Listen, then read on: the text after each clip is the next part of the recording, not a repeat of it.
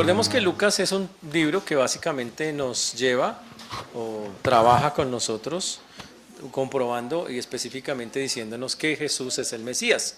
Para hacerlo, Lucas acude a todas las profecías del Antiguo Testamento y muestra cómo en Jesús está el cumplimiento de ellas. Lucas trata y traza a lo largo de toda la historia, nos muestra cómo primero tenía que venir alguien a anunciarlo, porque así estaba profetizado, y ese que viene a profetizar se llama Juan el Bautista. También Lucas nos muestra lo impresionante, el trabajo específico de Dios a través del Espíritu Santo, de cómo fue hablando a estos hombres y preparando su corazón para la llegada del Mesías. También nos muestra que Juan el Bautista, cuando Jesús tenía 30 años, lo vio a lo lejos y dijo: miren quién viene ahí, viene el Cordero de Dios que quita el pecado del mundo, y una voz del cielo dijo: este es mi Hijo amado en quien tengo complacencia. A partir de ahí comienza el ministerio, es algo espectacular lo que hace Jesús, miles de personas lo siguen, también nombra a 12 que son llamados en especial discípulos, y después son 12 que son llamados apóstoles. Estos apóstoles que están con el Señor, mientras a los miles de discípulos que lo siguen, siempre están detrás del Señor allí, en todo están con las multitudes, lo acompañan en sus campañas, pero hay un problema, aunque tanta gente sigue al Señor, la mayoría lo hace por los motivos equivocados. Jesús entiende el corazón de la gente y por eso Jesús en un momento dado les dice a ellos, de una manera muy dura: ¿hasta cuándo se debe soportar, generación incrédula? Porque a pesar de todo lo que hacía Jesús, no creían que Él era el Mesías, no creían que Él era Dios, les costaba mucho asimilar esa idea. Entonces Jesús dice: pues ya que eso es así, ya que yo enseño y ustedes no hay una transformación, no hay un cambio, voy a empezar a hablarles de una manera diferente, y toma la opción de hablar por parábolas, que son enseñanzas pero que necesitan tener una clase de entendimiento especial. Entonces el Señor dice: solo el que tenga un corazón genuino para mí va a entender lo que estoy diciendo, y por eso empieza a hablar por parábolas. Y muchas ya las hemos estudiado en los textos que hemos visto aquí a lo largo en esta enseñanza. También vimos que Jesús se hace de enemigos a los fariseos, a los saduceos, y muchas de estas personas han llegado ya a un punto donde quieren matarlo. Ellos detestan de que Jesús tenga tanta fama, tanta popularidad. Ellos piensan que les están quitando gente. Ellos creen que Jesús es un impedimento, y con la última semana que vimos, Jesús entró al templo, ¿y qué hizo en el templo? Dice que cogió las mesas de los cambistas y las botó. Dice que los líderes religiosos se enojaron mucho más. Fuera de eso, Jesús entra a Jerusalén, lo que llamamos el Domingo de Ramos, que más bien es un lunes, y el Señor entra ese día y dice que la multitud lo aclama, la multitud está ahí y todos haciendo hosanas. Y fuera de eso, él coge el templo y hace lo que hace con las mesas de los cambistas, y el odio de los fariseos y de todos estos grupos crece contra el Señor. Entonces hacen lo único que podían hacer, y lo que intentaron hacer básicamente fue desacreditarlo, y por eso empiezan a hacerle preguntas cauciosas de quién es esta imagen, es del César, no es del César, y hacerle preguntas en las cuales Jesús se equivocara para acusarlo ante el Imperio Romano o para que los judíos lo acusaran ante la ley.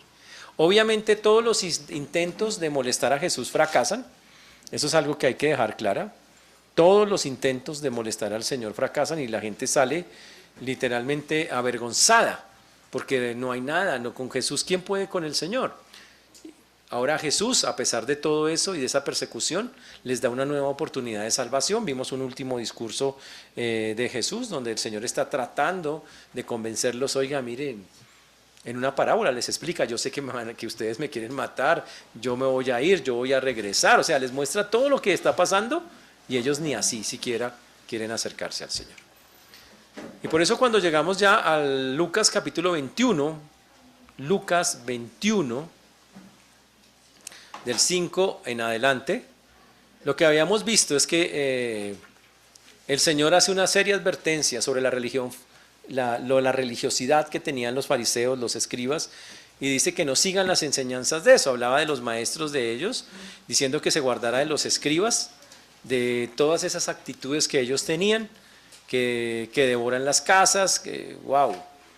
Y dice el Señor que tuvieran muchísimo cuidado con esa clase de falsos maestros. Y fuera de eso, después hay una escena de la viuda que vimos la vez pasada, que muestra cómo hay personas que en medio de toda esa religiosidad tenían un corazón sincero y daban con sinceridad a las cosas de Dios. Y el Señor hacía un contraste entre las dos. Y hoy vamos a estar en Lucas 21, 5. Y vamos a hablar de una de las cosas más interesantes que la Biblia tiene, el retorno de Cristo, el regreso de Cristo. Y obviamente la pregunta que usted tiene, que yo le haría a usted es, ¿cree usted que Cristo va a regresar? ¿Lo está esperando usted con todo su corazón? Usted dice, yo quiero que el Señor venga, ¿será que sí? O usted dice, hoy vamos a hablar del retorno de Cristo, de todo lo que implica, de por qué tiene que venir el Señor, de lo importante que es que nosotros como creyentes tengamos eso claro y las consecuencias también que hay si yo no tengo claro el retorno de Cristo. Vamos a orar por un momento entregándole la palabra al Señor. Padre precioso, te damos gracias, Señor. Gracias porque tú eres bueno, Señor, porque para siempre es tu misericordia. Gracias porque hasta aquí nos has traído y tú has sido bueno con nosotros. Gracias porque solo tú, Señor, nos acobijas y nos acompañas. Gracias, Señor, porque has sido tú y nadie más que tú, Señor, que en su infinita misericordia, Señor, logró atraernos hacia Él y llevarnos a donde hoy estamos, Señor, salvos en Cristo, para darte gloria y honra. Pedimos, Señor, por la predicación que viene, Señor, que seamos claros, concretos y que haya corazones dispuestos para que la reciban. Ten misericordia de todos los que nos escuchan y de tu siervo quien habla en Cristo Jesús. Amén y amén. Lucas 21, 5 e incluso el versículo 6 para comenzar. Lucas 21, 5 y 6 para comenzar. Dice, y unos que hablaban de que el templo, dice el texto, unos que hablaban de que el templo estaba adornado con piedras, de hermosas piedras y ofrendas votivas, dice el texto, en cuanto a estas cosas que veis, dijo el Señor, vendrán días en que no quedará piedra sobre piedra que no sea destruida. Y le preguntaron diciendo, Maestro, ¿cuándo será esto? ¿Y qué señal habrá cuando estas cosas estén para suceder? Una de las cosas que siempre ha inquietado al ser humano es, ¿y qué va a pasar después? ¿Y qué va a ocurrir? Y es más, algunos tristemente en su pasado han ido donde brujos, hechiceros, pero cuénteme qué es lo que me va a pasar. Han pajado, han ido donde el indio amazónico, María Leonza, el profesor Salomón. Algunos todavía dicen que leen horóscopos, las groserías, alguna grosería por leer esas vainas, ¿qué es esto? Es que estás leyendo un horóscopo, dice que para saber qué nos depara el futuro. Eso no solamente es satánico, es idolátrico, condenado por Dios. Y la Biblia dice que esas son prácticas absolutamente paganas a lo largo de la historia. Y por eso hacer esas cosas el día de hoy realmente se sale de todo lo que nosotros conocemos. El Señor Jesucristo vino obviamente para redimir al mundo. La Biblia dice que desde que Él nació tenía un propósito. Ese propósito es salvar al pueblo por sus pecados. Por eso dice que el ángel le dijo a José, llama al Hijo Jesús, porque Él salvará a su pueblo de sus pecados. Por eso llama a Jesús el Salvador. Fuera de eso le dijo, el Señor mismo aclaró a qué vino. Jesús dice, Él mismo lo dijo en Lucas 19:10, vino a buscar y a salvar lo que se había perdido. También el Señor dijo que no vino a que lo sirvieran, sino a servir. Dijo, no vine a ser servido, sino para servir y dar mi vida en rescate por muchos, por muchos. También el Señor dijo que los que necesitaban de Él no eran los que estaban, que los sanos no tienen necesidad de Él, sino los que entienden que están enfermos espiritualmente. Son los únicos que realmente pueden tener eso. Pero también dijo que al que oye mis palabras y no las guarda, yo no le juzgo, porque no he venido a juzgar al mundo, sino a salvar al mundo. Jesús cuando vino a la tierra tenía claro a qué venía, tenía claro cuál era su plan, tenía claro cuál era su propósito, pero recordemos algo, todo eso era para el cumplir todo aquello que se había dado a lo largo de todos los siglos a través de los profetas. Ya había claramente, muchas gracias hermano, ya había quedado claro a lo largo de la historia la misión redentora del Señor. El Señor dijo, yo vine a salvar el mundo. ¿Salvó al mundo? Sí. ¿Lo hizo en ese instante? No, ya estaba profetizado y simplemente cumplió lo que las Escrituras habían dicho. Es más, la misma Biblia mostraba cómo iba a ser su vida de sufrimiento cuando estuviera. Porque dice la Biblia, mas el herido fue por nuestras rebeliones, molido por nuestros pecados, el castigo de nuestra paz fue sobre él y por su llaga fuimos nosotros curados. ya habla cómo Él sufrió en la cruz. La Biblia nos narra todos los acontecimientos previos. Pero también la Biblia dice que Él vino a buscar a la gente, a las ovejas perdidas de Israel primeramente, y después a sus suyos vino, pero los suyos lo rechazaron, y entonces se abrió hacia todos los pueblos de la tierra directamente el llamado de Dios. Y todas estas cosas se dieron y Jesús cumplió con todas ellas. Pero en esta porción que vamos a estudiar hoy, el Señor habla de lo que sigue. Y les anuncia al pueblo, específicamente, Él está con los discípulos, está caminando en el templo, la escena va a ocurrir en ese momento, algo que es fuertísimo y que afecta a toda la historia de la humanidad, porque no solamente es al pueblo judío. Es la noche del miércoles de la semana que llamamos de Pasión. Los fariseos han fracasado en desacreditar al Señor. El Señor ha predicado su último sermón tratando de salvarlos a los líderes religiosos. Y acaba de ver la hipocresía de los líderes religiosos en la religiosidad de ellos y lo compara con la viuda, con una fe sencilla, muy especial. Pero mientras van saliendo del templo, dice que los discípulos de Él se ponen a mirar el templo que se estaba haciendo en ese momento. El templo estaba en plena construcción. El templo más bonito que que muestra la Biblia es el templo de Salomón. Pero en los tiempos bíblicos, Herodes estaba tratando de construir un templo grande, bonito, pero nunca obviamente como el de Salomón. Sin embargo, este templo tardaron más de 46 años en construirlo. Es más, no terminaron el templo y ya lo destruyeron, para que quede claro lo que va a pasar. Pero cuando Jesús está allí, los discípulos se dan cuenta, vea tan bonito que está quedando. Y la Biblia señala que eso es lo que estaba ocurriendo. El texto lo dice de esa manera, ya unos que hablaban de que el templo estaba adornado de hermosas piedras y ofrendas votivas. Y dice que cuando pasaban por ahí el templo estaba adornado de hermosas piedras. Hermosas piedras significa que al igual que en sus templos de antes, las piedras eran cortadas en las canteras y se traían enteras. La gente no hacía ruido cuando se hacía el templo. La verdad es que, imagínense cortar una piedra grande y venir, es como un rompecabezas, tú la vas poniendo así, una cosa impresionante. Pero no solamente eso, había ofrendas votivas que básicamente son como votos, son como promesas que la gente hacía. Yo voy a traer para la iglesia, hoy sería más o menos diciéndolo de esa manera, una placa, una escultura, una cosa artística. Ahora, las cosas que estamos hablando era que, por ejemplo, ellos hacían en bronce o en un material precioso en la época, hacían figuras de uvas, de cosas, y las decían, mire, esto es para adornar el templo. Y entonces dice que cuando ellos van saliendo después del discurso del Señor, el último que hizo, van saliendo, los discípulos van mirando y están como tan bonito todo eso, tan chévere todo eso, y cuando están en pleno asunto, el Señor entonces declara algo increíble. Dice, en cuanto a estas cosas que ustedes están mirando, días vendrán que todo esto que ustedes ven no quedará piedra sobre piedra. Ahora, imagínese usted admirando ese templo todo bonito, todo especial que se está viendo esos cimientos del templo, y que alguien diga que de ese templo no, así como está, que más de 46 años para construirlo, y que esa vaina es que no va a quedar piedra sobre piedra, pues eso es una cosa muy fuerte. Pero los discípulos hicieron lo que normalmente se debe hacer cuando uno dice, ¿cómo así? ¿Qué pasó? ¿Qué haría usted? ¿Qué preguntaría? Pues preguntar ¿que se va a destruir el templo? ¿Cómo? ¿Cuándo? ¿Dónde? ¿Quién? Lo normal. Ellos preguntaron lo que era absolutamente normal en una cosa así. Y por eso en el versículo 21:7 lo dice. Y le preguntaron y le dijeron, maestro, ¿cuándo será esto?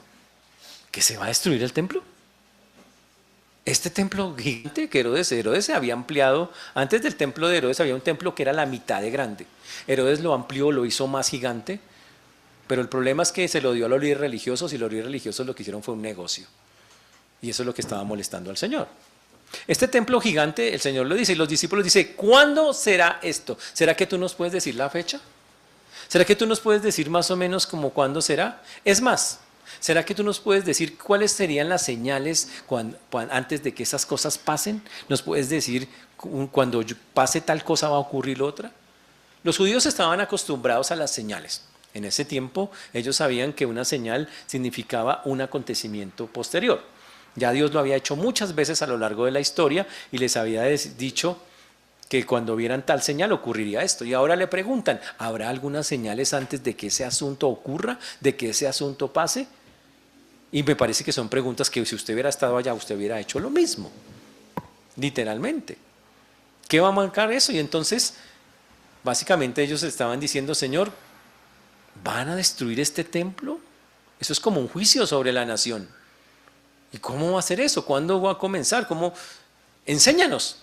Uy. Ahora, los judíos tienen aparte de la Biblia otros libros. Libros donde, según sus profetas, que no están incluidos en la Biblia que nosotros tenemos, el templo ya iba a ser destruido. Ellos tienen libros como Cuarta de Esdras, imagínense, eso es una cosa tremenda. Tiene los oráculos civilinos, solo cultura general, ¿ok? ¿Qué son eso? Primera de Enoc, libros obviamente que no son considerados dentro del canon bíblico, pero que ellos utilizaban. ¿Y sabe qué hablaban de esos libros? Que iba a haber un día en que el templo sería destruido. Y obviamente, pero ahí no decía cuándo. Y entonces por eso los discípulos le preguntan a Jesús de manera detallada, dinos cuándo va a ocurrir eso, cuándo es que van a pasar estas cosas. Entonces el Señor les contesta, sí. Versículo número 8.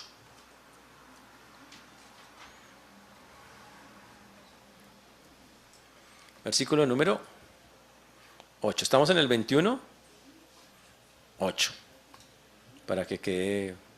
Él entonces dijo, mirad que no seáis engañados, porque vendrán muchos, y ojo con eso, muchos en mi nombre diciendo, yo soy el Cristo y el tiempo está cerca, mas no vayáis en pos de ellos. Y el Señor dice, ¿saben qué va a pasar? Obviamente el Señor estaba hablando del momento en que Él iba a irse de ahí, el que ya el Señor ya no iba a estar. Y el Señor va a aclarar, cuando yo no esté, ustedes se van a enfrentar a varias cosas, a cosas muy complicadas. Y dice, no se dejen engañar, van a venir personas que dicen que vienen en mi nombre, ojo, diciendo, yo soy el Cristo. Supuestamente. ¿Qué dice el Señor? Que cuando ese pase y usted empiece a escuchar personas que digan, yo soy el Mesías, yo soy el Cristo, el tiempo está cerca. Pero les hace una recomendación, hágame el favor y no se van detrás de ellos. Cuidado.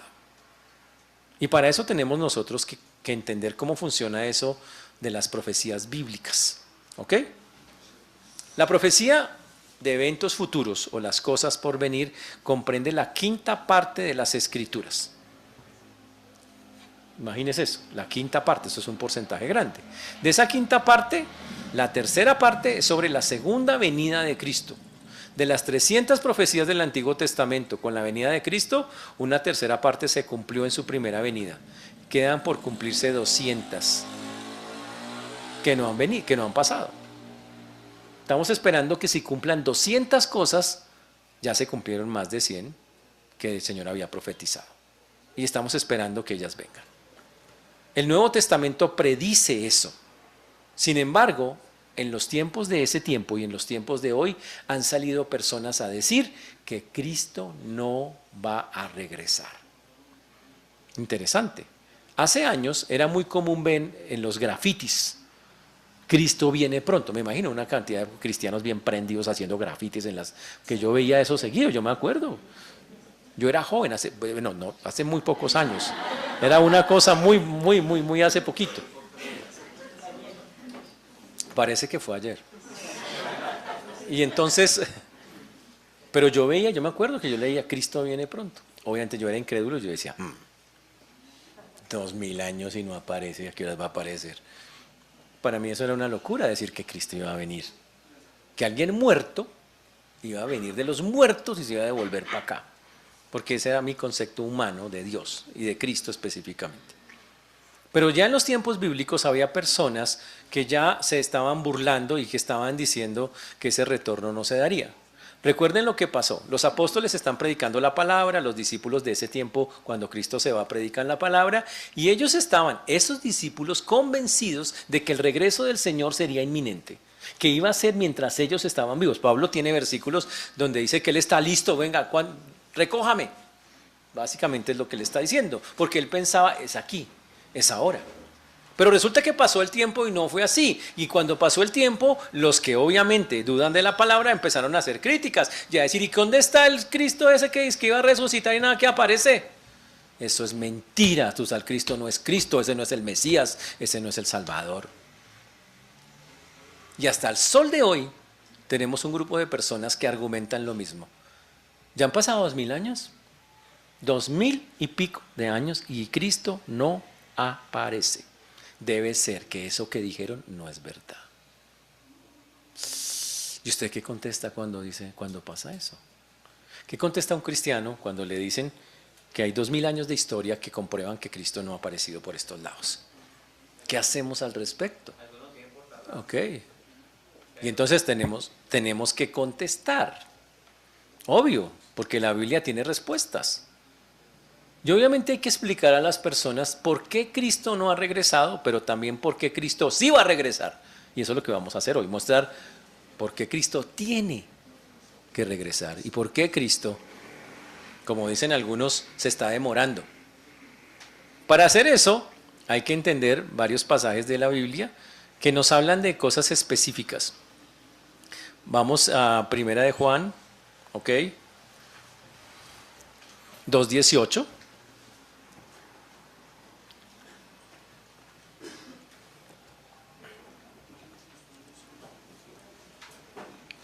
Pero antes de eso, segunda de Pedro 3:4. Primero segunda de Pedro 3:4. La razón por la cual Cristo aún no regresa, una de las razones, está en estos versículos, segunda de Pedro 3:4. Sabiendo primero esto, que en los postreros días vendrán burladores andando según sus propias concupiscencias y diciendo, ¿dónde está la promesa de su advenimiento? Porque desde el día en que los padres durmieron, todas las cosas permanecen así como desde el principio. Las personas van a hacer la pregunta. Las cosas no han cambiado nada. Desde que comenzamos y hubo vida humana, las vainas no han cambiado nada. Por lo tanto, lo que están diciendo no es verdad. Uy, tremendo. Pero hay que dejar claro que el Señor no retarda su promesa como algunos la tienen por tardanza, sino que es paciente para con todos, no queriendo que ninguno perezca, sino que todos procedan al arrepentimiento. La razón por la cual Cristo no ha regresado es que todavía Él está dando un tiempo de gracia para que las personas puedan llegar. Pero ese tiempo tiene un límite. Y siempre molesto con el último creyente, así se llama la película que voy a hacer. Siempre me ha gustado esa escena, o sea, es que no hay una película que la haya mostrado, ¿sí? Entonces, ¿se imagina usted?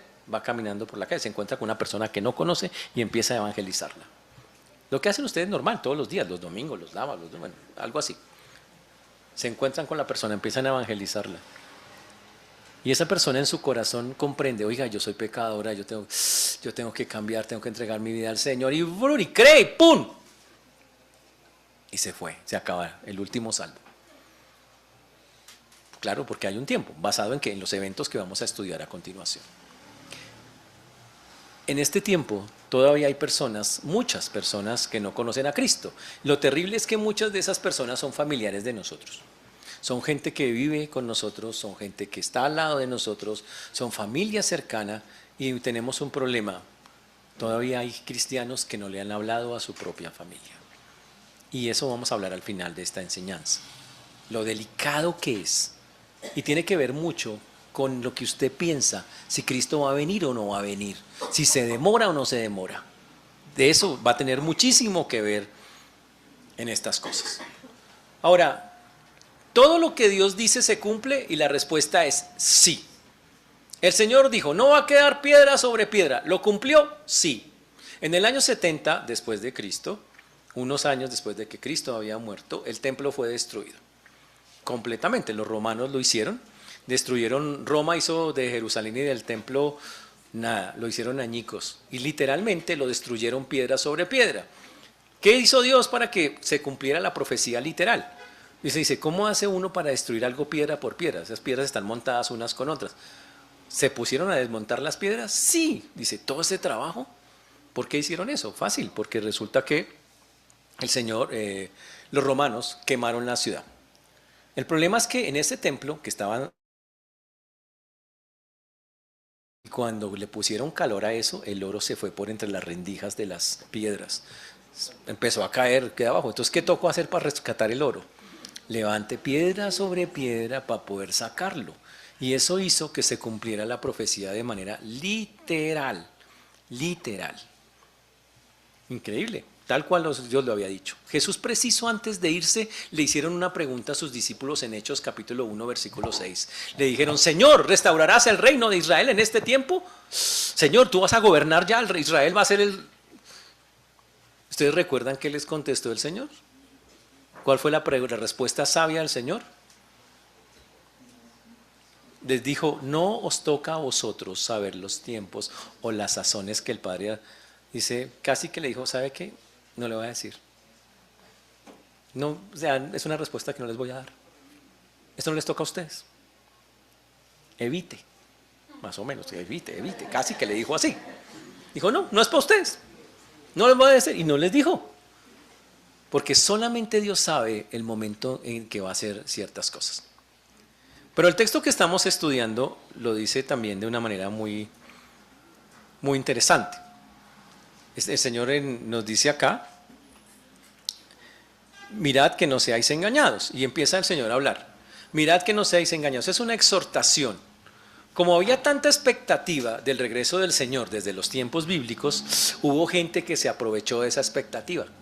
Es como cuando usted sabe: uy, viene tal persona, ¿qué hago? Uy, pues aprovechándome que voy a vender camisetas, y usted monta toda una parafernalia alrededor. Como había una expectativa del regreso, literalmente, una del regreso del Señor, los creyentes podían ser engañados porque ellos no sabían cuándo, no sabían. Entonces cualquiera que se levantara podía ser potencialmente un engañador. Y la Biblia lo advierte, que podían haber muchos falsos mesías que vendrían y dirían literalmente: yo soy el Cristo, el tiempo está cerca. ¿Han habido gente así? Nosotros en tiempos recientes hemos tenido varios. Yo me acuerdo que una vez abrí una página de una supuesta iglesia, de una secta que se llama Creciendo en Desgracia. Todavía existe la secta, que se llama Creciendo en Desgracia. Y en esa secta se tatuaban el 666. Eran resatánicos, pero decían que eran cristianos. Y usted abría la página y dice: usted está escuchando la voz de Jesús. Imagínese, del Mesías. No, ¿qué es eso? O sea, una grosería ahorita. Ahorita el tipo se murió de cáncer, imagínense eso, y entonces ahora la voz es femenina. Ahora es una mujer la que tomó las riendas de eso. Y ella dice que ella es Dios encarnado. La locura. Ha habido locos a lo largo de la historia que han dicho: yo soy el Cristo. Ha habido cantidad de gente que ha dicho, ojo, sobre todo hay un grupo que ha dicho muchas veces: el tiempo está cerca, se va a acabar el mundo. Se llaman los testigos de Jehová. Han profetizado por más de 8 ocasiones el fin del mundo. Nunca se ha cumplido. Nunca. Porque eso solo lo sabe el Señor. Nadie más lo sabe. Pero lo han hecho así. Eso es en tiempos recientes. En tiempos pasados, en el año 44 después de Cristo, apenas unos años después de la muerte de Cristo, apareció un señor que se llamaba Teudas. No es uno que está en la Biblia, no es el de la Biblia. En la Biblia hay otro Teudas. Él dijo: voy a dividir el río Jordán. No. Vino la guardia al templo y casi lo matan, y mataron a algunos de sus discípulos. La verdad es que el tipo no, nada que ver. También ha habido otros que tristemente se han autonombrado Mesías, se han autonombrado en esa manera, pero lo que ha evidenciado su charlatanería es que han muerto, que no ha pasado nada, que no llegaron y no trascendieron, porque eran simples hombres queriéndose pasar por gente que no es. Pero el problema que tenemos, y ese sí nos atañe a todos nosotros, es que un día va a aparecer el falso profeta, como decimos, el falso profeta tipo leyenda, el más falso profeta de todos, que se llama el anticristo.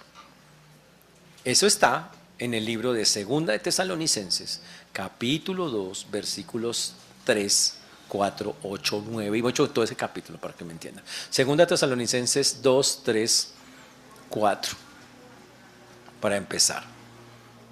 La Biblia muestra que un acontecimiento está por darse. Dice: nadie os engañe en ninguna manera, porque no vendrá sin que antes. Todos estaban en los tiempos en cuando se escribe de Tesalonicenses, todos estaban diciendo que la venida del Señor ya pasó y nosotros nos quedamos. Estaban asustados. El miedo de ellos era, ay, nos quedamos. Debe ser tenaz quedarse uno cuando el Señor, cuando el Señor venga. ¿Se imagina? Que yo me vaya y ustedes ahí quedan, ¿qué pasó? Yo lo imagino en el desespero de ustedes. Una cosa impresionante. No. Nos vamos todos. Ojalá. Nadie os engañe, dice el texto, en ninguna manera. O sea, pero él, obviamente en Tesalonicenses Pablo le dice, eso no es así. Nadie os engañe en manera alguna.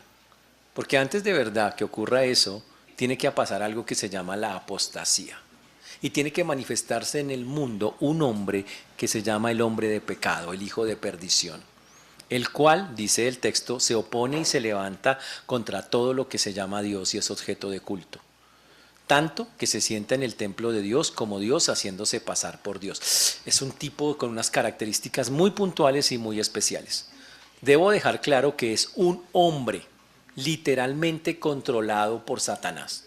¿Ok? No es una bestia así, toda un espíritu todo con cachos y capa y una camiseta con varias estrellitas rojas. No es eso. Puede parecer, hay gente que uno ve eso y dice, uy, pero no tiene que ver con nada de eso. Es un ser humano con apariencia de piedad inicialmente, con apariencia de bueno, pero que después de un tiempo va a decir, yo soy el malo, yo soy el anticristo. Listo, yo soy, y va a mostrarlo claramente. Ahora, también nos dice el texto en el versículo número 8, nos habla sobre ese hombre. La Biblia lo trata de una manera fuerte, 8, 9 y 10 dice el texto para que miremos específicamente el asunto. Y nos habla de algunas características que el personaje tiene. Dice, entonces se manifestará aquel inicuo a quien el Señor matará con el espíritu de su boca y destruirá con el resplandor de su venida. Y dice que ese hombre primero tiene que aparecer antes que aparezca Cristo, y Cristo que aparezca el Mesías y lo va a destruir, dice el texto. Inicuo, cuyo advenimiento es por obra de Satanás y con gran poder y señales y prodigios mentirosos. Dice que tiene poder, que es capaz de hacer unas señales, cosas milagrosas, especiales, y con todo engaño de iniquidad para los que se pierden por cuanto no recibieron el amor de la verdad para ser salvos. Dice que habrá una cantidad de gente que lo vea como que hay que seguirlo a él y negarán y no se irán detrás de Dios como la Biblia dice que hay que hacerlo. Negarán la verdad, el amor de la verdad que se representa en el Señor Jesucristo. ¡Wow! Esa es la advertencia que está haciendo el Señor específicamente en ese texto. Este mismo hombre de pecado o hombre de perdición aparece en el Apocalipsis en el capítulo 13. El Apocalipsis, digamos que tiene unos paralelos de de cómo obra durante el periodo de tiempo en el cual está Satanás, y en Apocalipsis 13, versículos 1 hasta el versículo 18, usted va a encontrar cómo este hombre empieza a actuar, cómo se mueve, está en manera profética. Y por eso nos dice, tengan mucho cuidado cuando una persona diga que es el Cristo. Ahora, el Señor no ha venido porque Él está esperando por pura misericordia y gracia que algunos, y quiero ser claro, algunas personas o muchas todavía rindan su corazón. Es una oportunidad de arrepentimiento. Por eso dice, no quiero que ninguno perezca, sino que todos procedan al arrepentimiento. Pero tiene que venir. ¿Por qué? Porque muchas de las profecías aseguran que Él va a regresar y si no viniera sería terrible. Y no solamente por eso, sino porque de eso depende mucha de nuestra fe cristiana. Empecemos por decir que Dios jamás miente. ¿Estamos de acuerdo en eso? Perfecto, espero que sí, ¿no? Ahora, solo para que tengamos en claro cómo Dios nunca no ha mentido. Pregunto, ¿la profecía decía que Jesús nacería de una virgen? ¿Nació de una virgen? Sí. La profecía en Miqueas decía que Él debía nacer en Belén. ¿Nació en Belén? Sí. La profecía de Mateo, comparada con Oseas 11, decía que Él tenía que ser llamado de Egipto. ¿Fue llamado el Señor de Egipto? Sí, porque allá corrió José cuando lo empezaron a perseguir porque mataban a los niños. ¡Wow! La profecía decía que Él entraría montado a Jerusalén en un pollino, o sea, como en un burrito hijo de asna. Eso lo decía Zacarías. ¿Se cumplió? Sí, se cumplió. La profecía decía que sería traicionado. Pero antes de eso, la profecía decía que sería traicionado por un hombre de su confianza. Está en el Salmo 41:9. La profecía decía en Zacarías que lo abandonarían sus discípulos y lo abandonaron. La profecía de Zacarías también decía cuánto precio iban a pagar por él, 30 monedas de plata, Zacarías 11, 12 y 13, y se cumplió. También la profecía decía los detalles específicos de cómo se iba a morir. Isaías capítulo 50, versículo 6, narra cómo, igual que Isaías 53. La profecía habla de que iban a dividir sus prendas en el Salmo 22. La profecía también decía en el Salmo 34 que no le romperían sus huesos. La profecía de Zacarías dice que le traspasarían el costado. Y las profecías del Salmo 2 y el Salmo 16 dice que resucitaría. ¿Se cumplieron? Se cumplieron. Todas. Y estamos hablando de libros escritos 600, 700, 800, 900 años antes de Cristo. Antes de que Él viniera. Dios ya dijo, esto es lo que va a pasar y pasó. Ahora, eso es un solo paquete. Porque los mismos que profetizaron eso, profetizaron que también regresaría. Por segunda vez. Y por eso estamos bastante convencidos de que el Señor va a regresar. Uy. Ahora, ¿por qué no ha pasado? Porque la Biblia cuando manda esas profecías que aún no han ocurrido, muestran cosas que tienen que pasar y que cuando uno mira la vida real no han ocurrido. En Génesis 49:10, por ejemplo, dice, no será quitado el cetro de Judá, ni el legislador de entre sus pies hasta que venga Silot, que básicamente es el Mesías, y a él se congregarán los pueblos. ¿Los pueblos ya están congregados alrededor de Jesús? No, aún no.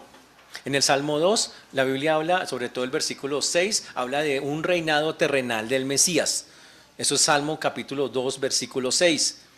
Que dice, pero yo he puesto mi rey sobre Sión, mi santo monte. Está hablando el Señor de manera profética. Y en el versículo 8 y 9 dice, pídeme y te daré por herencia las naciones y como posesión los confines de la tierra. Los quebrantarás con varo de hierro, con vasija de alfarero los desmenuzará. Hablando de un gobierno, de un rey que Dios coloca, pero ese gobierno no se ha dado. Ese es el gobierno del Mesías. Eso no ha pasado, pero está profetizado que pasará. Estamos esperando que ese ocurra. Es más, el Señor cuando estábamos orando nos dijo, hágame el favor, oren, que venga tú. Porque estamos esperando que eso ocurra. Uy. Todo esto es para dejar claro, toda la Biblia se está cumpliendo. Y falta la parte donde el Señor viene y regresa, literalmente. Donde se ve que Él está gobernando, donde está con vara de hierro, donde tiene un reino milenial y muchas otras cosas que la Biblia declara y que tenemos que decir, no se han manifestado, pero estamos esperando que se manifieste. Entonces tenemos a un testigo, se llama Dios, y Dios dice por su palabra a través de todo lo que vemos escrito, Cristo va a regresar. Pero tenemos un segundo testigo, se llama Jesús mismo. ¿Jesús miente? No, absolutamente no. Y Jesús dijo, Marcos 14, 62, por ejemplo. Y Jesús le dijo, yo soy, y veréis al Hijo del Hombre sentado a la diestra de Dios y viniendo de las nubes del cielo. En una de las escenas, cuando ya están terminando con la vida del Mesías, dice, ¿saben qué? Ustedes van a ver al Hijo de Dios viniendo de las nubes. ¿Se ha cumplido eso? No, no ha pasado. Y este es Jesús diciendo y profetizando específicamente que así iba a ser. Pero tenemos la más bonita de todas, Juan 14, 3. Una donde usted y yo estamos incluidos. Bueno, si usted es salvo, ¿no? De una vez hago la aclaración, ¿no? Súper bonita la promesa de Juan 14:3. Dice así, y si me fuere y os preparare el lugar, vendré otra vez y os tomaré a mí mismo para que donde yo estoy, vosotros también estéis. Dice, yo vendré, yo prometo volver, yo voy a regresar. Y hay que esperar ese regreso. Y el Señor dijo que serían las nubes del cielo. ¡Wow! Es más, en las parábolas que hemos estudiado, sobre todo en la última que estudiamos, el Señor dijo, yo me voy, pero voy a regresar. Espérenme, voy a regresar. Si no regresa el Señor a la tierra, wow, entonces la palabra sería mentira. Sería terrible. Ahora, la otra cosa es, tenemos a Dios como testigo, que nunca miente, tenemos a Jesús, que nunca miente también. Tenemos al Espíritu Santo. Recuerde que el Señor habla, las gentes, las personas, los profetas hablaron inspirados por el Espíritu Santo. Y ellos dijeron cosas increíbles respecto a esa venida de Cristo, lo daban por un hecho. Voy a leerles algunos versículos que hablan de eso. Dice, vamos a 1 Corintios 1:7, por ejemplo.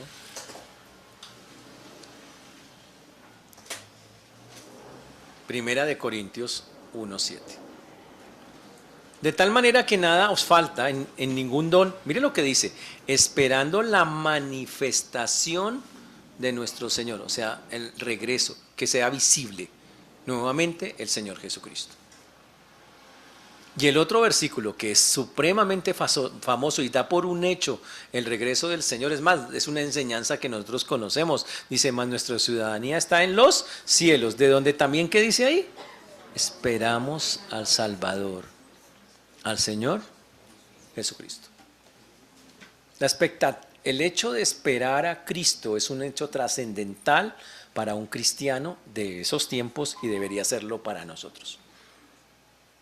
¿Sabe qué pasa cuando yo tengo clara la expectativa de que el Señor puede regresar en cualquier momento? ¿Cómo me comporto si yo sé, lo voy a decir en términos humanos y después lo vemos en términos bíblicos? ¿Cómo se comporta usted si sabe que su jefe va a llegar en cualquier momento? Te dice, uy no, yo tengo que estar finito, ¿qué tal me pesque aquí sin hacer nada? Y eso es a veces con jefes humanos, usted dice, ¿será que sabiendo que llega usted dice, no hay que estar aquí juicioso?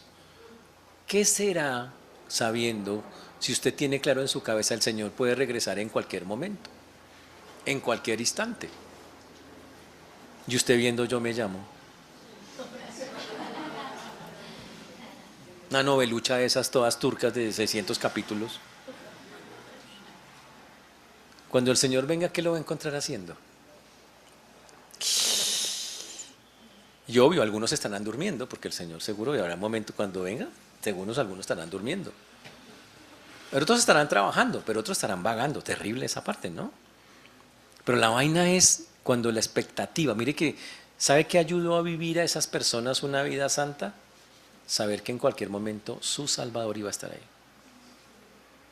Decía, no, el Señor está aquí, o sea, yo quiero estar bien cuando Él esté.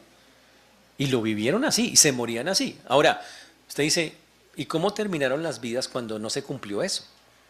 Ahora, las promesas de Dios se cumplen en los tiempos de Dios. Dios le dice a Abraham, tu descendencia será como las estrellas del cielo. Y termina la vida de Abraham y no alcanzaba ni a una docena. Entonces Abraham se murió, quedó todo así aburrido y amargado en la tumba. Dice, pues, no pasó. No, murió gozoso, feliz. Nunca hay contradicción en eso. Si nos morimos y el Señor no ha regresado, entonces nos morimos amargados. Nada. Señor, yo sé que un día vas a regresar. Simplemente por amor estás dando oportunidad a otro grupo de personas. Gloria a Dios por eso. Ya, fin. Pero estoy feliz. Y en la tumba, ¿qué estoy haciendo? ¿Usted se ha pensado cómo va a pasar usted el tiempo en su tumba?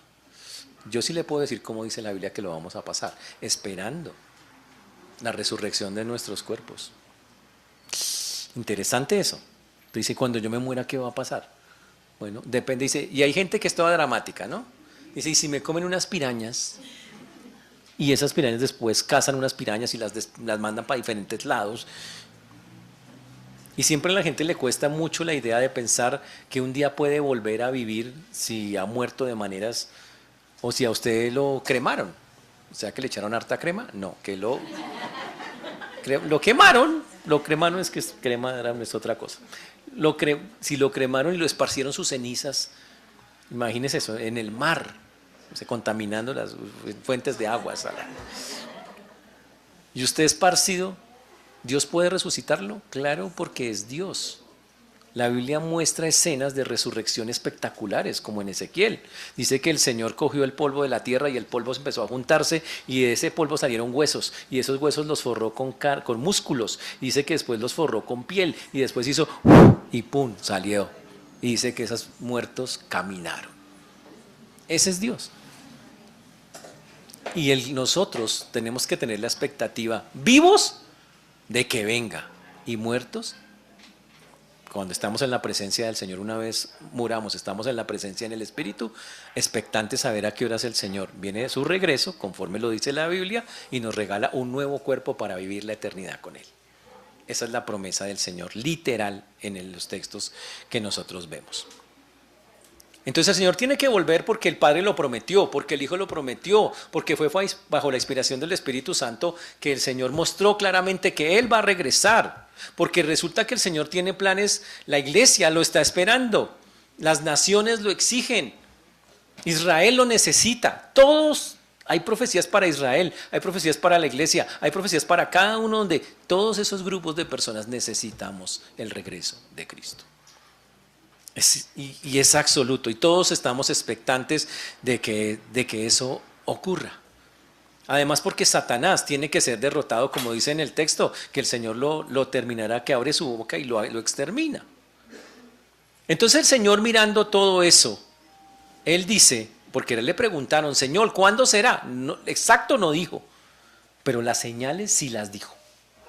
Él sí contestó gran parte de la pregunta cuando le preguntaron, bueno, ¿y las señales qué? Y Él dijo, pues lo primero, cuando usted vea que aumenta la cantidad de personas que se proclama como Cristo, el tiempo, dice el texto literalmente, el tiempo está cerca. Es lo que Él estaba diciendo. El tiempo está, ya estamos cerquita. Uy, tremendo. Dice acá, pero dice, mas no vayáis en pos de ellos. Hoy tenemos, en el mundo, nacen todos los años, ahí se le crean 1000 religiones falsas o 1000 sectas más o menos. Y algunas de ellas usan el nombre de Cristo. Y algunas proclaman, ustedes han escuchado esas historias en los noticieros todas locas, ¿no?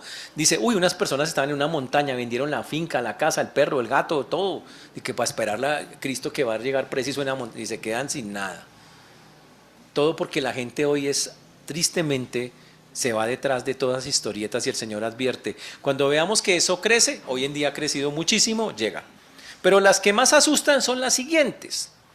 Porque todas estas que vamos a ver, usted solo prenda el noticiero y las va a ver.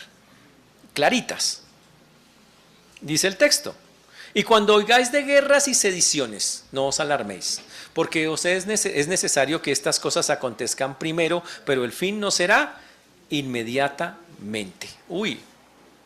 Dice, la historia humana va a tener, y el Señor dice, cuando usted vea que la guerra se vuelve algo absolutamente normal. Cuando usted empiece a escuchar guerra aquí, guerra allá, cada vez más grupos de personas agarrándose, estamos muy cerca de eso. Ahora usted dice, pero siempre ha habido guerras. Sí, pero quiero hacerle la siguiente cuenta para que entienda que nunca hemos tenido tantas guerras como las que tenemos en este momento. En el tiempo antes de Cristo hubo 70 guerras importantes en toda la historia humana. 70 nomás. 50 guerras en los primeros 1000 años después de Cristo. Solo 50. 100 del 1000 al 1500. Solo 100 guerras. 250 guerras entre 1500 y 1800. Ush. Y ya de 1800 hasta acá ya hemos tenido 500 guerras ya. Está aumentando. Guerras que llamamos importantes. Cuando una nación se levanta contra otra, cuando hay muchos muertos, cuando este tipo de cosas. Significa, esa parte se está aumentando. También podemos decir que solo en guerras han muerto aproximadamente 75 millones, solo en la Primera y Segunda Guerra Mundial se murieron 75 millones de personas. Uy. Dice que se dan porque las naciones se levantan unas con otras. Dice, se levantará nación contra nación, reino contra reino. Uy. Conflicto mundial se traduce. Eso está en Apocalipsis también. Uno de los jinetes del Apocalipsis es un jinete que está en Apocalipsis en el capítulo 6. Es el segundo sello. Es un caballo bermejo y dice que tiene el poder para quitar la paz en la tierra y traer la guerra. Y efectivamente hace que muchas personas se maten. Ese es el que está allí. Y hoy estamos, nomás se prenden las noticias. Israel peleando con los palestinos, Rusia peleando con los ucranianos. Y hay un montón de conflictos en el mundo vigentes y cada vez crecen más y la gente más rebotada y nadie cede. Nadie Nadie cede. Algo muy feo, muy terrible.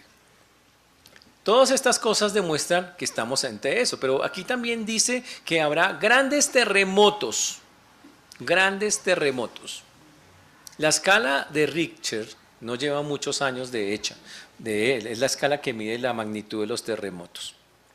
Desde que hay esa escala, el sismo más fuerte se registró en 1960 con una magnitud de 9.5. ¿Se imagina 9.5? Usted se asusta con 3, dice, ay, casi me muero. Terrible. Hemos tenido una docena de terremotos de magnitud 8.5. En Alaska uno midió 9.2. En el 2004 en Sumatra 9.1. Interesante. Y frente a las costas de Japón uno hubo de 9.0. El terremoto en China mató 830.000 personas en 1556. Después murieron 275.000 en 1920. En 1976, 250.000 personas murieron. Y así sucesivamente en muchos lugares del mundo. Usted ve que ahora se mueren 5.000, 10.000, 30.000, 50. Constante. El Señor habla que cuando empecemos a ver todos esos fenómenos cada vez más constantes, más constantes, el tiempo está cerca. Ahora, hay cosas que acompañan más. Eso es aterrador, ¿no? O sea, eso es de verdad. Pero después viene algo todavía más descrestante y más feo, eso sí da más miedo. Lo que dice ahí, hambres y pestilencias. Ush. Hoy tenemos una sequía en el mundo impresionante, usted lo puede ver. Colombia la vive a ratos, pero hay lugares del mundo donde realmente ya no llueve. Las personas están muriendo de hambre, increíble, nunca ha habido tanta comida producida, pero la gente se está muriendo de hambre porque nadie quiere compartir con nadie. Y estamos ante eso. Pero el asunto que descresta son las famosas pestilencias, epidemias, básicamente. En el mundo siempre ha habido epidemias, viruela, sarampión, tifo, gripe, peste bubónica, hubo plagas en Atenas, ha habido a lo largo de la historia plagas que han matado centenares y miles, millones de personas. Pero el punto es que en las últimas, esas normalmente afectaban ciertas regiones, pero ahora tenemos virus mundiales. Tenemos COVID-19, próximamente van a estrenar COVID-25. No. Eso no, ojalá que no. Pero hoy tenemos, usted mira, dice, hay una epidemia y no sé qué, pero ahora las epidemias ya no están en un pedazo, ahora las epidemias crecen mundialmente y esa es una de las señales tremendas de eso. Y la Biblia dice que el mundo tiene que entrar, cuando pase eso, vamos a tener un mundo aterrorizado, dice el texto, terror. Habrá terror. Y ese es un mundo que hoy está aterrorizado. La gente tiene miedo. La gente dice, ya no voy allá porque tal cosa, qué miedo ir por acá. Acá no mismo en Colombia, muchos no se mueven de donde están por miedo a quedar en la mitad de alguna cosa. Pero si quieren asustarse más, solamente hay que ir a las grandes señales del cielo, que también son una de las cosas. Las señales del cielo se refieren a cosas como meteoritos, lluvias de cometas o acontecimientos atmosféricos raros y extraños que no pasaban antes. Y estamos ante un mundo que están pasando cosas que nunca habían pasado antes.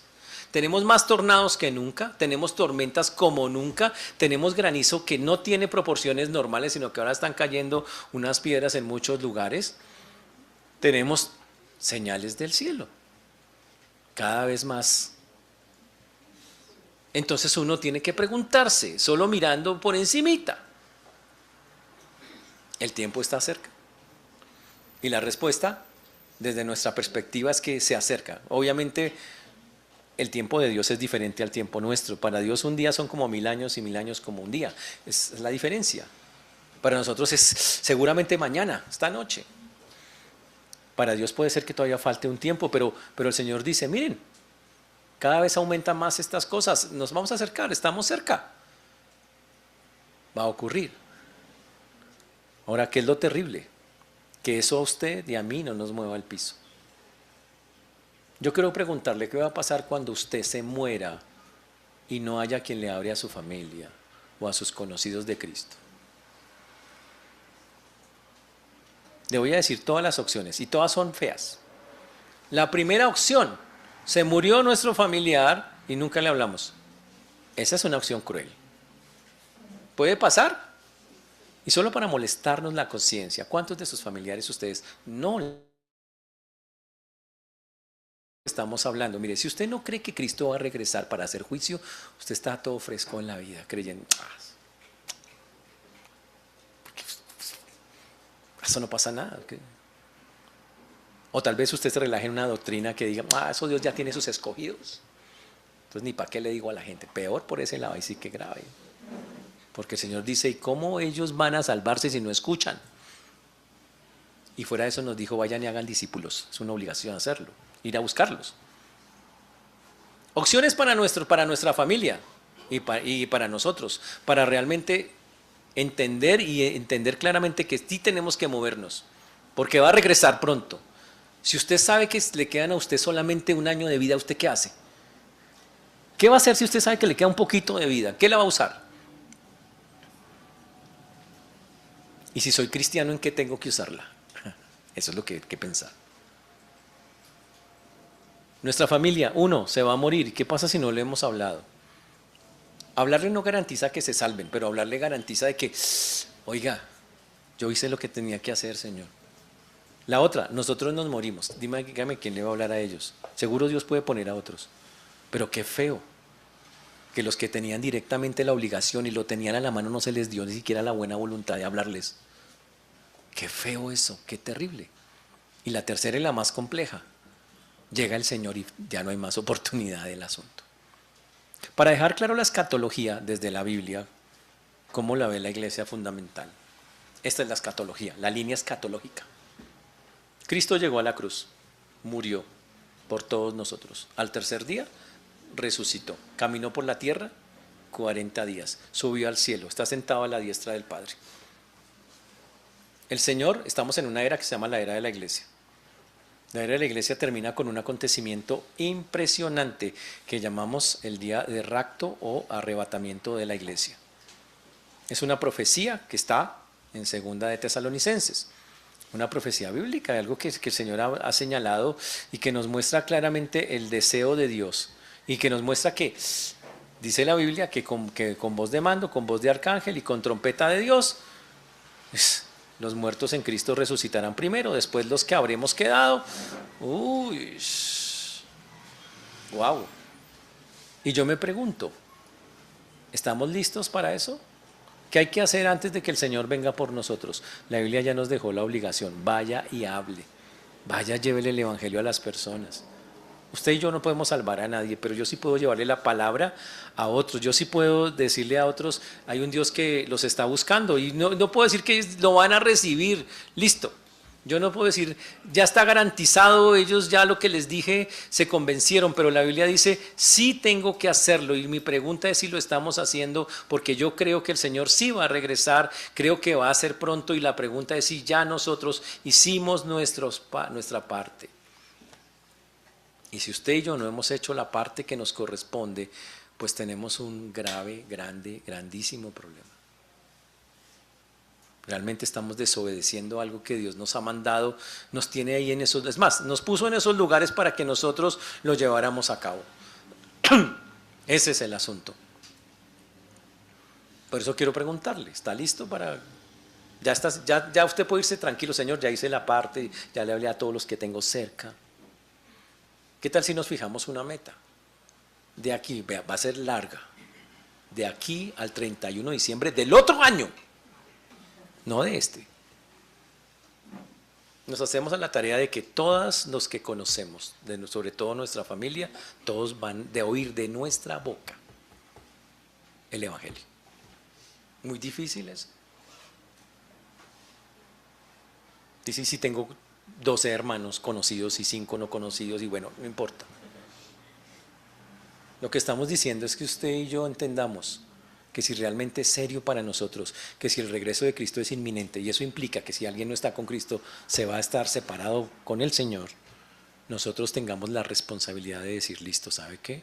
Voy a empezar a hablar. Yo sé que no convierto a nadie, pero voy a empezar a hablar, que la gente sepa que el Señor quiere trabajar con ellos. Y por eso la tarea, señores, básicamente, que estamos proponiendo desde la iglesia es: no dejemos de hablar del Señor. ¿Qué sigue para nosotros? Estamos esperando lo que llama la Biblia el rapto o arrebatamiento de la iglesia. Se dice, entonces, ¿cuándo viene el Señor? Porque Jesús dijo, yo voy a regresar. Se llama la segunda venida. La segunda venida viene en dos partes, según la iglesia fundamental. Primero viene el rapto. Y ese día, vamos a ver un ejemplo suelto. Estamos aquí en el servicio, son las 12:50.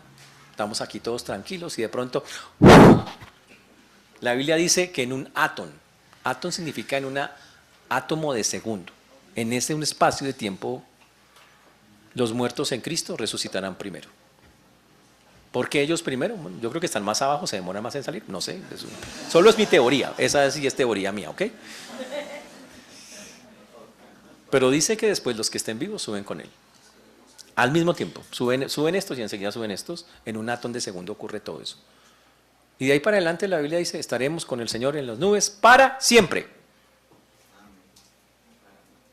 Donde esté Jesús, estamos nosotros. Y los que se quedan, un consejo, señores, hay una serie que se llama Dejados Atrás, se lo recomiendo, buenísimo. Les dice cómo pasar esos 7 años que se llaman en la Biblia tribulación y gran tribulación. Solo por si las moscas, téngalo, no sé. Si usted dice, no, pues, ¿será que soy, no soy? Léase el libro o téngalo a la mano por si las moscas. Y porque básicamente ese libro está basado en personas que creen que el Señor va a venir, pero que como no eran genuinos cristianos se quedaron. Y como se quedaron, tuvieron que pensar, sabiendo lo que ya sabían de la Biblia, ¿cómo paso la tribulación si ese es un tiempo tan terrible, tan difícil? Y entonces escribieron una serie que se llama Dejados Atrás. Muy interesante, obviamente es ficción, pero coge cosas de la Biblia y dice, ¿cómo voy a enfrentar esta parte? Sabiendo ahora que yo me quedé. Ese es el punto. Esa es la escatología, hasta ahí vamos nosotros. Entonces, por eso, señores, si yo creo realmente que Cristo va a regresar, es hora de que yo le diga a las personas que el tiempo se acaba. El tiempo se está acabando para ellos, pero también se está acabando para nosotros. Y Dios tiene un tiempo donde literalmente va a decir, hasta aquí, este es el último, no más, ya vengo y punto, y se acabó. Por lo tanto, señores, que el Señor nos ayude y que podamos de verdad tener ese compromiso de hablarle a todos los que conocemos. Déjeme terminar diciendo esto. ¿No se ha puesto a pensar que tal vez usted, por la infinita gracia de Dios y misericordia, Dios lo ha puesto en esos lugares y con esas personas? A veces nos rayamos por tener esas familias o tener esa clase de compañía a nuestro alrededor. ¿Y saben qué? Dios nos ha colocado con algún propósito allí. Háganlo, hagámoslo. Somos la voz de Dios en esta tierra. Alguien dijo, es que nosotros somos el parlante de Dios. Dije, sí, somos el parlante de Dios. Y si usted apaga el parlante, ¿cómo creerán si no hay quien les predique? Que el Señor nos ayude, hermanos, y que podamos llevar eso en la mente y el corazón. Pongámonos de pie, por favor.